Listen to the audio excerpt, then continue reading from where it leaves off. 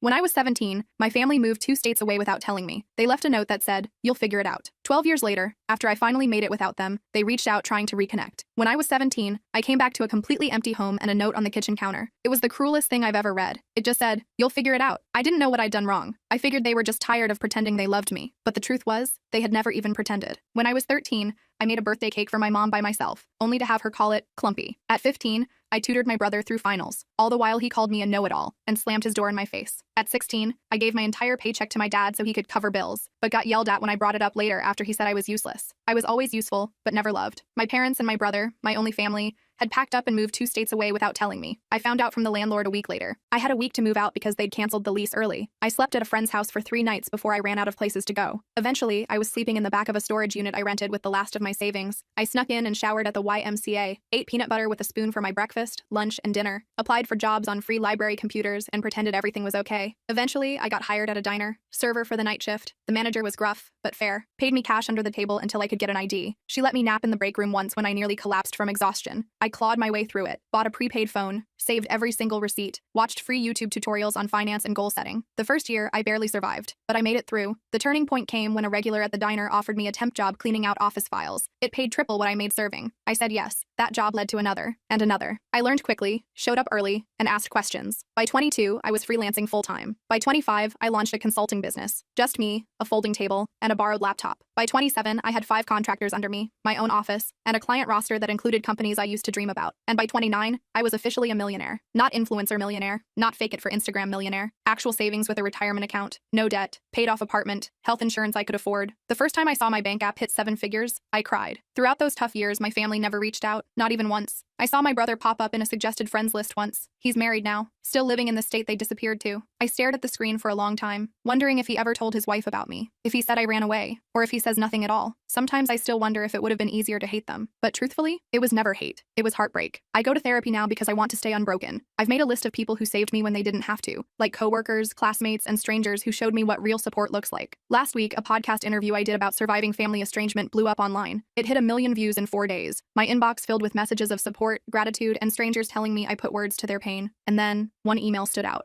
The subject line, "You're still our daughter." It was from my mom. No apology. Just a paragraph about hearing my side and how maybe we could talk. Then another message, this time from my brother. "We miss you. Can we fix this?" I stared at the screen for a long time before closing the laptop. I sat with it and wondered if healing means looking back or staying forward. I didn't respond right away, so I needed time to process. My therapist, Melissa, suggested I take at least a week before making any decisions. "Give yourself space to feel whatever comes up," she said during our session. "There's no rush to respond." So I did. I focused on work, went to the gym, had dinner with friends. Normal stuff. But those emails haunted me. I kept opening them, reading them, closing them again. My mom's message felt cold, clinical almost, like she was reaching out to a distant acquaintance. My brother's was shorter but somehow felt more genuine. I couldn't stop thinking about them. After 10 days, I decided to reply to my brother first. Just something simple. I wrote, "It's been 12 years. What changed?" Then I hit send before I could overthink it. His response came within an hour. He said the podcast made him realize what they'd done. He claimed he was only 15 when they left me, that he didn't have a choice, that he'd always wondered about me, that he'd looked me up online a few times over the years but never had the courage to reach out, that seeing me successful made him proud. I didn't buy it. Not completely. If he'd been so concerned, why wait until I was publicly successful? I asked him exactly that. His next email was longer. He admitted that money was tight for them, that my parents' business had failed, that his wife was pregnant with their second child, that medical bills were piling up. I felt my stomach drop. There it was, the real reason. I didn't respond for another week. Then my mom sent a follow-up email with old family photos attached. Pictures of me as a baby, pictures of us at the beach when I was maybe 5 or 6, pictures of me and Michael building a snowman, happy moments that felt like they belonged to someone else's life. At the bottom of the email, she wrote, "We made mistakes. We want to make amends." I showed the emails to Melissa during our next session. She reminded me that I was in control, that I could set boundaries, that I didn't owe them anything. But she also said that closure might help me move forward, whether that meant reconciliation or a final goodbye. I nodded along, but inside I felt conflicted. Part of me wanted to tell them to go to hell. Another part wanted to understand why they left me. And a tiny, stupid part of me still wanted them to love me. I decided to meet my brother first. Just him. No parents. We arranged to meet at a coffee shop in Chicago, halfway between where we both lived. I flew in that morning, checked into a hotel, and tried to calm my nerves. I almost canceled 3 times. But at 2 p.m., I walked into that coffee shop and saw him immediately. He looked older, heavier, with a receding hairline, but his eyes were the same. He stood up when he saw me, awkward and uncertain. I didn't hug him. We just sat across from each other with our coffees, like strangers. The first 20 minutes were painful. Small talk about the weather, about my flight, about his drive. Then he started apologizing. "Emma, I'm so sorry," Michael said, his voice cracking. "I was just a kid when it happened. I didn't know they were planning to leave you behind until it was too late. I was too scared to stand up to them. I just listened, watching his face for signs of deception. He seemed sincere, but I'd been fooled before. I asked him the question that had haunted me for 12 years. Why me? Why was I the one left behind?" He looked down at his coffee. "They always saw you as the strong one, the independent one, the one who would be fine on your own. They thought you didn't need them as much as I did. They convinced themselves you'd be better off without them." It was the most ridiculous thing I'd ever heard. I told him about the storage unit, about eating peanut butter for weeks, about showering at the YMCA and working night shifts at 17. His face crumpled. "I didn't know," he whispered. "They told me you had a plan, that you wanted to stay behind, that you were going to live with a friend's family, that you'd chosen to separate from us. All lies." By the end of our meeting, I wasn't sure what to think. He seemed genuinely remorseful. He showed me pictures of his wife and daughter, told me about his job as an accountant, asked about my business, didn't directly ask for money, which surprised me. When we parted, he hugged me. I let him, but I didn't hug back. I just stood there, arms at my sides, feeling nothing. Back at my hotel, I called Melissa, told her everything. She pointed out that while my brother seemed sorry, he was still framing himself as a victim rather than acknowledging his role in my abandonment. She was right. He'd been 15, not 5. Old enough to pick up a phone, old enough to send an email, old enough to check on me at some point in 12 years. That night, my mom called. I hadn't given her my number, so Michael must have. I almost didn't answer, but curiosity won out. Her voice sounded older, raspier. She cried when I said hello, started talking about how proud she was of me, how she'd always known I would succeed, how special I was. I let her talk herself out. Then I asked her the same question I'd asked my brother. Why me? Her answer was different. "We were in debt, Emma. We couldn't afford 3 mouths to feed. We knew you were smart enough to make it on your own. We figured you'd go to social services and get placed with a better family. We thought we were doing you a favor." I hung up on her, blocked her number immediately, threw my phone across the room and screamed into a pillow. The next morning, I had an email from my dad. First contact in 12 years. He didn't apologize. Instead, he wrote about how hard their lives had been, about medical bills and failed businesses, about how Michael's wife needed surgery, about how they were facing eviction. Then, at the very end, he asked if I could help the family out. Not a single question about my life, not a single acknowledgement of what they'd done. I forwarded the email to Melissa with the subject line, and there it is. She called me immediately, despite it being Sunday. We talked for an hour, about boundaries, about forgiveness versus reconciliation, about the difference between helping someone and enabling them, about what I actually wanted versus what I thought I should want. By Monday morning, I had made my decision. I emailed my brother, told him I was glad we'd met, that I understood he was in a difficult position when we were younger, that I was willing to have a relationship with him and his family, but with clear boundaries. No money, no loans, no financial support of any kind, and no relationship with our parents until they took full responsibility for their actions. His response was immediate and telling. "I'm really disappointed, Emma," he wrote. "Our parents really need help. Families should support each other. You're being selfish with your success." All the guilt buttons they'd installed in me as a child, pushed at once. I didn't respond. Instead, I booked an appointment with Melissa and a vacation to Bali. I needed space to process everything. 3 days later, Michael called, left a voicemail apologizing for his email, said he understood my position, said he still wanted a relationship on my terms, said he'd respect my boundaries. I listened to it twice, trying to decide if he was sincere or just changing tactics. I decided to give him one more chance, but with my guard up. I went to Bali anyway, spent 2 weeks on the beach, hiking through rice fields, and meditating. I needed the distance. When I got back, I had 6 more emails from my dad, each more desperate than the last. I didn't read past the subject lines. I also had a text from Michael asking if we could talk again. I agreed to a phone call, nothing more. The call started okay. He apologized again for pushing. "I've been thinking a lot about what you told me," he said. "I'm in therapy now too." I believed that part. He sounded different, less defensive. We talked about his kids, about my business, normal stuff. Then he mentioned that our parents were coming to visit him next weekend, asked if I would consider meeting them, just for an hour, in a public place. I felt my chest tighten. "I'm not ready for that, Michael." He pushed a little, but backed off when I got quiet. After we hung up, I called Melissa. We had an emergency session that night. She helped me realize I was afraid of seeing them. Not because I hated them, but because I still craved their approval. Still wanted them to love me. Still wanted to be enough. It was pathetic, but it was true. I cried for an hour in her office. The next day, Michael texted again. Said our mom was crying all night after he told her I wouldn't meet them. Said our dad was talking about driving to my city anyway. I felt panicky. Blocked Michael's number immediately. Then I called my assistant and told her I was working from home for the week. Ordered groceries for delivery. Basically hid in my apartment like a scared kid. On Wednesday, the doorman called up. Said there was a couple asking for me. Wouldn't give their names. I knew instantly. Told him I wasn't accepting visitors. 5 minutes later, my phone rang from an unknown number. I let it go to voicemail. It was my dad. "Emma, we drove 8 hours to see you," his angry voice said. "You're being childish. We deserve a chance to explain." I deleted the message and turned off my phone. Thursday morning, I woke up to someone pounding on my door. I froze in bed, heart racing, checked the peephole. It was them, my parents, standing in my hallway like they had any right to be there. "Emma, please." My mom's voice came through the door. "We just want to talk to you." "We know you're in there," my dad added. "We love you. We're sorry." I didn't open the door. I sat on the floor with my back against the wall, shaking. Eventually, they left. I called building security immediately, told them not to let those people up again. The guard sounded concerned, asked if I needed police. I said no, just don't let them up. Then I called Melissa. She came over on her lunch break, brought me a sandwich and sat with me while I cried, told me I had every right to set boundaries, that I didn't owe them a meeting, that what they were doing was harassment, not reconciliation. After she left, I got an email from Michael. He was furious.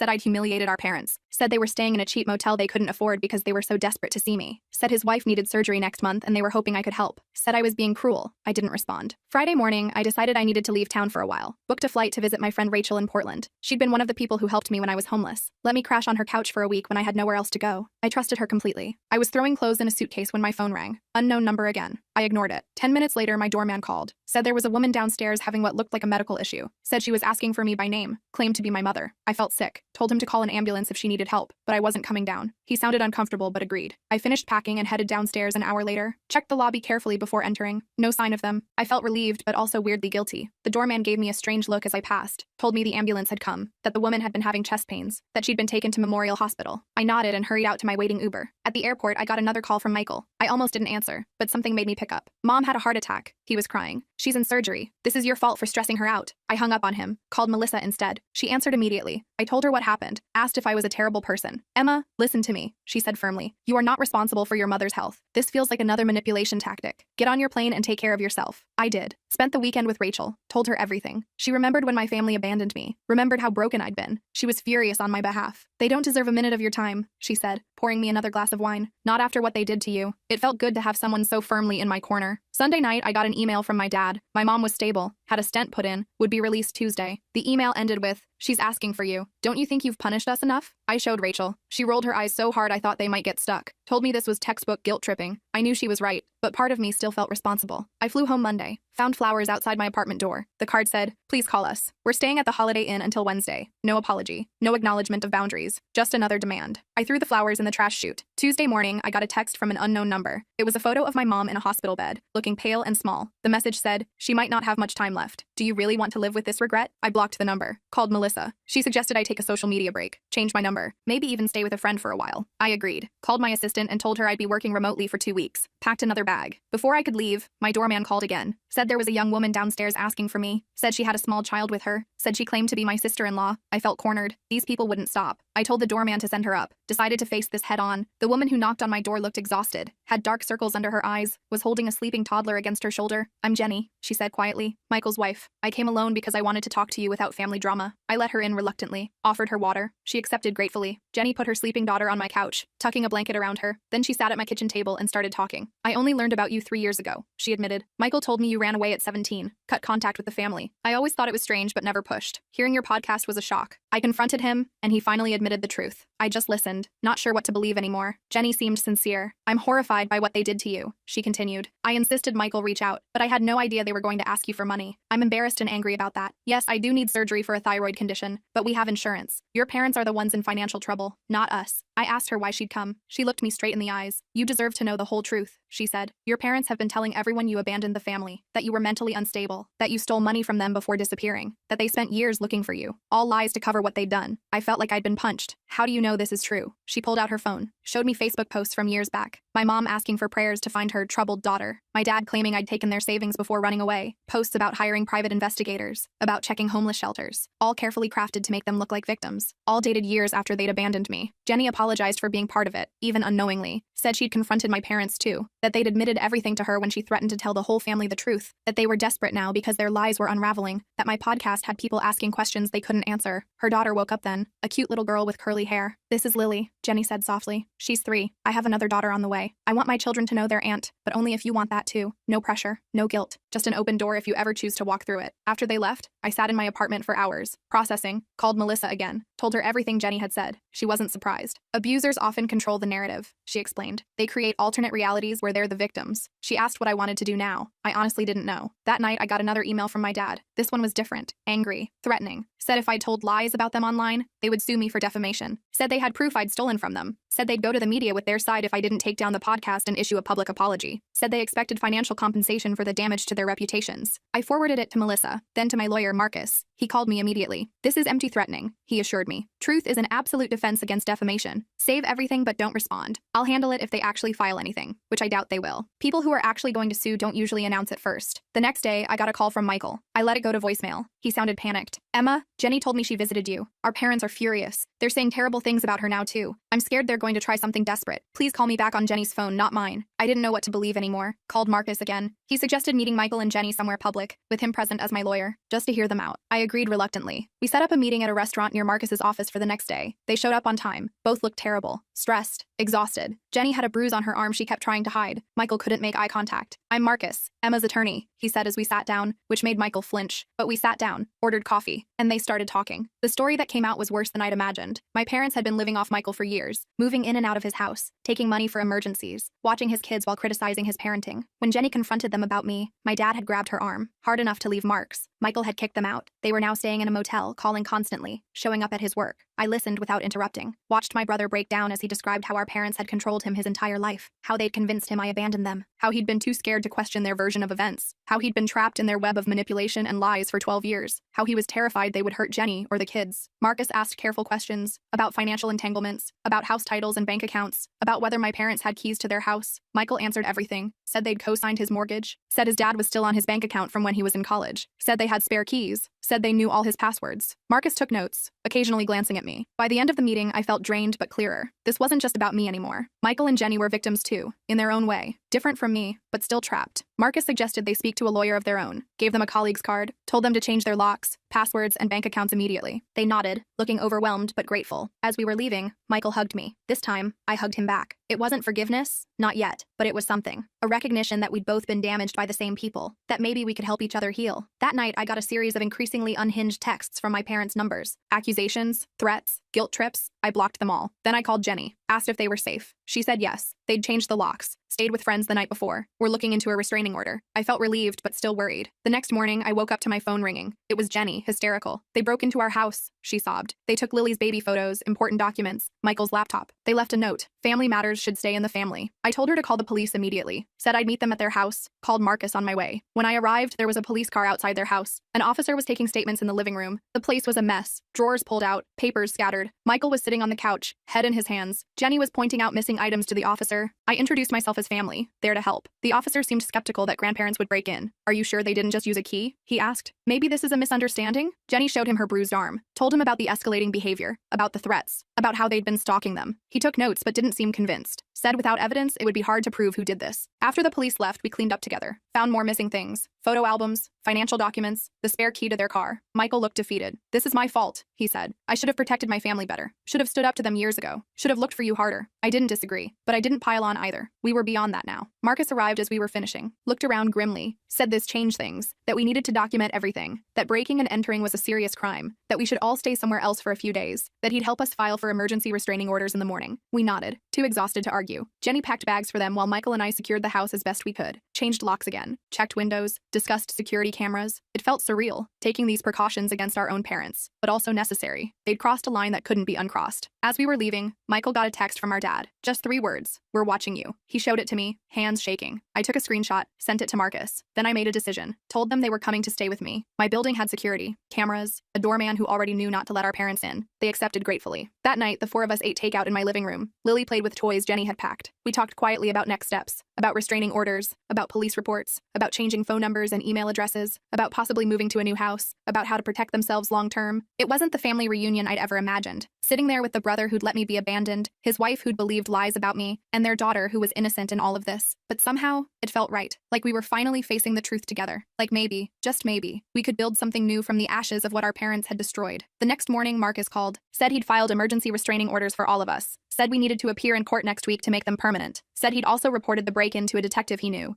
who was taking it more seriously than the responding officers had, said we should all stay together until this was resolved. I agreed, called my assistant, told her I'd be working from home indefinitely, family emergency. She understood, rearranged my schedule. I set up a workspace in my guest room for Michael, who also needed to work remotely. Jenny and Lily took over my living room, building pillow forts and watching cartoons. It was strange having people in my space. I'd lived alone for years, liked my quiet routines, my clean counters, my empty sink, but there was something comforting about the noise too, about Lily's laughter, about Jenny's quiet humming as she folded laundry, about Michael's typing from the other room. It felt like family. Not the family that had abandoned me, but maybe the family we could become. That afternoon, my doorman called up, said there was a delivery, flowers. I told him to check the card before sending them up. He read it to me. "We know where you all are. This isn't over." I told him to refuse the delivery, call the police if the delivery person wouldn't take them back. Then I called Marcus again. He said he'd add this to our case file, that it strengthened our request for restraining orders, that we were doing everything right. I didn't tell Michael or Jenny about the flowers. They were stressed enough. Instead, I ordered extra groceries, made dinner for everyone, played with Lily, tried to create some normalcy in this bizarre situation. But that night, after everyone was asleep, I sat alone in my kitchen and finally let myself feel everything. The fear, the anger, anger, the grief, the strange hope. I cried silently into a dish towel so no one would hear me. In the morning, Jenny found me making coffee, asked if I was okay. I lied, said yes. She didn't believe me. Sat down at the counter. It's okay not to be okay, Emma, she said gently. I'm not either. Michael cries in the shower where he thinks no one can hear. Lily keeps asking when we can go home. This whole situation is terrible, but I'm grateful we're facing it together. I looked at her, this woman I barely knew who was somehow now part of my life. Asked her why she'd come to me that first day, why she'd chosen to believe me over the family she'd known for years. She smiled sadly. I've always felt something was off about your parents, about the stories they told, about the way they controlled Michael. The podcast confirmed my suspicions. I couldn't let my daughters grow up thinking abandoning a child was ever acceptable. We hugged then. First time. It felt awkward but genuine, like the beginning of something. Not friendship exactly, not yet, but understanding. Solidarity, a shared determination to break the cycle of mistreatment that had damaged us all. The next few days fell into a routine. Working, cooking, playing with Lily, checking in with Marcus, jumping at unexpected noises, flinching when phones rang, living in a strange limbo of domestic normalcy and underlying tension. We were safe but not at peace, together but still healing, family but still learning what that meant. On Friday, Marcus called with news. The detective had found evidence. Security footage from a gas station near Michael's house showed our parents' car parked there during the time of the break-in. The restraining order hearing was set for Monday. He was confident we'd get approved. We all felt relieved but still anxious, still waiting for the next escalation. It came that night. A brick through Michael's car window in the parking garage. No note this time. No need for one. The message was clear. The building security footage showed a man in a baseball cap, face carefully turned away from cameras. We couldn't prove it was our dad, but we all knew. Filed another police report, added it to our case file, tried not to let Lily see how scared we were. Sunday night, we sat together making a plan for court. What to wear, what to say, what evidence to bring, how to explain our family history without sounding crazy, how to make the judge understand the pattern of escalation, how to protect ourselves legally and physically. It felt surreal discussing our parents this way, like talking about strangers, dangerous strangers who happened to share our DNA. As we talked, my phone pinged with an email notification from my mom. Subject line, last chance. I almost deleted it unread, but something made me open it. It was short, just one line. If you go to court tomorrow, you'll regret it for the rest of your life. I showed it to Marcus, who'd stayed for dinner. He took a screenshot, added it to our file, told me not to respond, said this kind of threat would only help our case. That night, none of us slept well. I kept checking my locks, listening for noises, wondering what my parents might do next, wondering if we were overreacting, wondering if we were underreacting, wondering how my life had come to this point. From abandoned teenager to successful businesswoman to hiding in my own apartment from the people who gave me life. Monday morning arrived with a strange calm. We dressed carefully, business casual, respectable, trustworthy. Jenny arranged for a friend to watch Lily. We drove to the courthouse in separate cars just in case. Met Marcus on the steps outside. He looked confident, briefcase in hand, told us he'd handled dozens of cases like this, that the evidence was strong, that judges took threats seriously, that we'd be protected. As we walked into the courthouse, I spotted them, my parents, standing near the entrance, looking older than I remembered, smaller somehow. My mom saw me first, made a move toward me. My dad grabbed her arm, held her back. They watched us pass, didn't speak, didn't try to approach, just stared with a mixture of anger and something else, something that might have been fear. We filed past them into the building, checked in at security, followed Marcus to the correct courtroom, sat together on a bench, waiting for our case to be called. I could feel my parents enter behind us, could sense them sitting on the opposite side of the room, could almost hear their whispered conversation. But I didn't turn around, kept my eyes forward, focused on breathing. The judge called our case. We stood, walked forward, took our places. Marcus presented our evidence calmly. The break-in, the threatening texts, the flowers, the brick, the email, the history of abandonment and manipulation. The judge listened carefully, asked clarifying questions, looked at our parents with increasing concern. When it was their turn, my parents approached the bench. No lawyer, just them. My dad spoke first, claimed we were exaggerating, that they were just trying to reconnect with family, that they'd never broken any laws, that they loved us and wanted to make amends, that this was all a misunderstanding blown out of proportion. The judge asked about the security footage, the threatening messages. My dad denied everything, said it wasn't them on the footage, said their texts were being misinterpreted, said they were the victims here, not us. My mom nodded along, occasionally dabbing at her eyes with a tissue.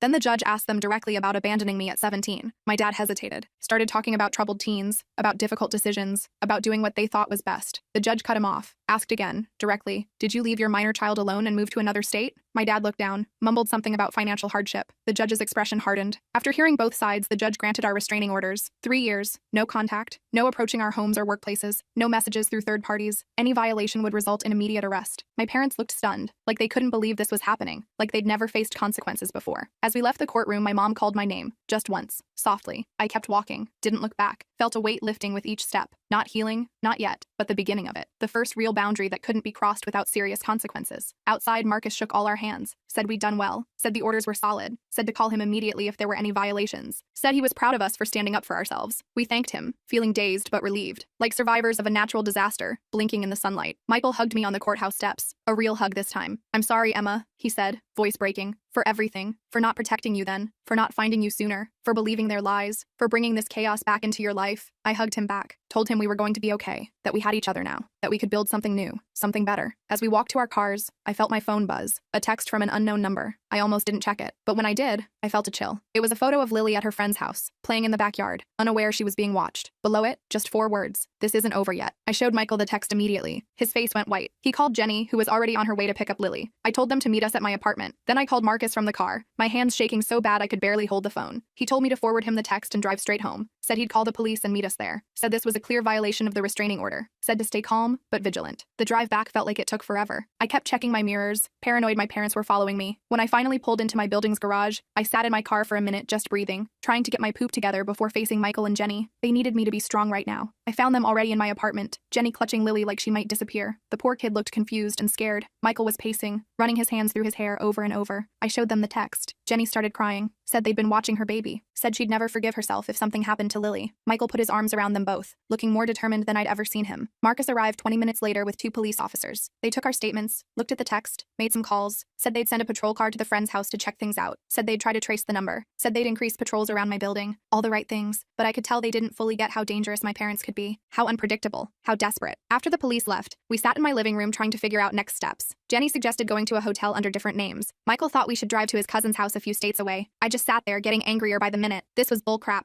We'd done everything right, followed all the legal channels, got our restraining orders, and they were still terrorizing us, still controlling our lives through fear. I stood up suddenly. "I'm done running," I said. "Done hiding. Done letting them dictate how I live my life. They've already stolen my childhood. I'm not giving them my adulthood too." Michael looked at me like I was crazy. "What are you planning to do?" I honestly didn't know yet, but I knew we couldn't keep living like this. That night, we took turns keeping watch while the others slept. I took the first shift, sitting by my living room window with all the lights off, watching the street below. Around 2 a.m., I spotted a car I recognized, my dad's old Buick. It circled the block 3 times before parking across the street. I took pictures with my phone, then woke Michael. We watched together as our dad sat in his car, just staring up at my building, not approaching, not violating the restraining order technically, just letting us know he was there, watching, waiting. In the morning, I sent the photos to Marcus. He said it was concerning, but not technically a violation since my dad stayed in his car, away from the building. Said to keep documenting everything. Said he'd talk to the detective again. I hung up feeling frustrated. The legal system had limits. Restraining orders were just pieces of paper. They couldn't stop someone determined to hurt you. Jenny and Michael decided to take Lily to a hotel for a few days, somewhere with interior corridors and good security. I helped them pack, hugged them goodbye, promised to check in every few hours. After they left, I sat in my empty apartment feeling strangely calm, like I'd reached some kind of decision point, like I couldn't keep living in this limbo. I called Melissa, told her everything, asked her what she thought I should do. She was quiet for a minute. Then she asked me a question that hit me hard. What do you actually want from your parents? Not what I didn't want, not what I was afraid of, but what I actively wanted. I realized I'd never really thought about it that way. After we hung up, I made a list. What I wanted. 1, to live without fear. 2, to have a relationship with my brother and his family. 3, to stop feeling responsible for my parents' actions. 4, to be free of the past. Nowhere on that list was reconciliation with my parents. Nowhere was forgiveness. Nowhere was understanding why they did what they did. I just wanted to be free of them. That afternoon, I did something crazy. I emailed my parents. Just a short message. "I know you're watching my building. I know you're not going to stop. So let's talk. One last time. Tomorrow, noon. The coffee shop on 8th Street. Just me. No police. No lawyers. After that, you leave us all alone forever." I hit send before I could change my mind. I didn't tell Michael or Jenny. Didn't tell Marcus or Melissa. This was something I needed to do myself. For myself. I wasn't naive enough to think my parents would suddenly become reasonable people, but I needed to face them on my terms. Needed to say my piece. Needed to end this cycle once and for all. My dad replied within minutes. Just, "We'll be there." No threats. No guilt trips. Just confirmation. I spent the rest of the day preparing. Not physically. Mentally. Thinking about what I wanted to say. What I needed them to hear. What boundaries I needed to set. I slept surprisingly well that night. Like making a decision had lifted some weight off me. The next morning, I dressed carefully. Not to impress them. Just to feel strong. Confident. I took an Uber to the coffee shop, arriving 15 minutes early. Chose a table in the back corner where I could see the door but wasn't immediately visible from outside. Ordered a coffee I didn't really want. Just sat there, waiting. Surprisingly calm. They arrived exactly at noon. Looking older than they had in court. More tired. My mom spotted me first. Nudged my dad. They walked over slowly, like they were approaching a wild animal that might bolt. Sat down across from me without speaking. We just looked at each other for a long moment. These strangers who were my parents. These people who had shaped me in ways they'd never understand. I spoke first. I didn't call this meeting to reconcile, or to give you money, or to hear excuses. I called it to make you understand one thing. It's over. You've lost. Not just the court case. You've lost me. Lost Michael. Lost your grandchildren. Lost any chance at being part of our lives. And if you can't accept that, if you keep stalking us, threatening us, trying to force your way back in, I will destroy you. My dad started to interrupt. I held up my hand. I'm not finished. Then I pulled out my phone, showed them screenshots of all their threatening messages, the photo of Lily, the emails. I've sent copies to everyone in your lives, your siblings, your church, your neighbors, your employers, everyone. Not yet, but I will if you contact any of us again. If you come near our homes, if you so much as mention our names to anyone we knew. My mom started crying. We just want our family back. We made mistakes, but we deserve another chance. We're getting older and don't want to die alone. I looked at her for a long moment. You should have thought about that before abandoning your 17-year-old daughter, before lying to everyone about what you'd done, before breaking into Michael's house,